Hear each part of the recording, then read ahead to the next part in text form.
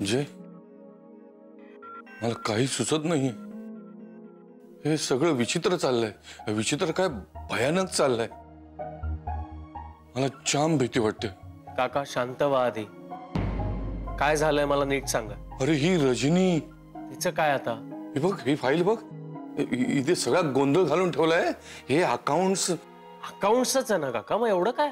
अरे ही फाईल बघ, ही फाईल बघ, फाईल बघ. ही तू बघितलीस ना की तू सुद्धा माझ्यासारखा घाबरशील. हे अकाउंट्स बघ, हे बघ, इथे नाही, इथे सगळीकडे तुझं नाव लिहून ठेवलंय. आणि जिथे जिथे आदितीचं नाव कुठे आहे?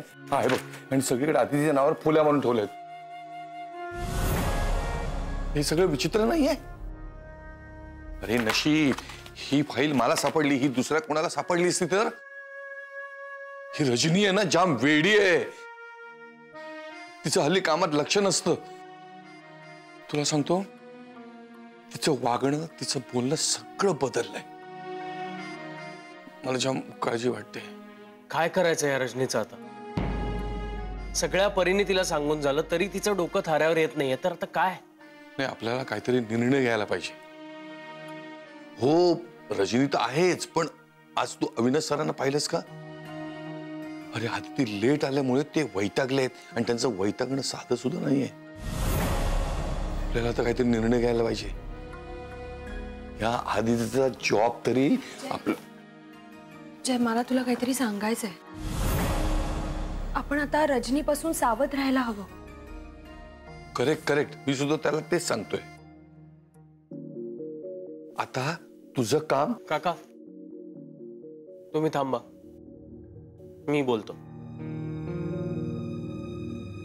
काय झालं? जय, आज आपण एकत्र नको जाऊया.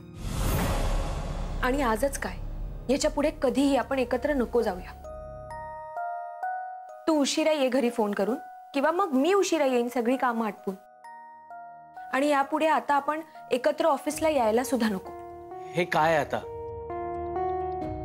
अरे जय, असं काय करतोयस? रजनी तुझ्या किंवा माझ्या मागे असण्याची शक्यता आहे ना. हो, तिने आता डायरेक्ट धमकीच दिली. मी आता याचा शोध घेणार आहे. अहो ती काही बोलेल, पण म्हणून काय आम्ही वेगळं राहायचंय का? जय, तसं नाही, पण कशाला रिस्क घ्यायची आहे तुला?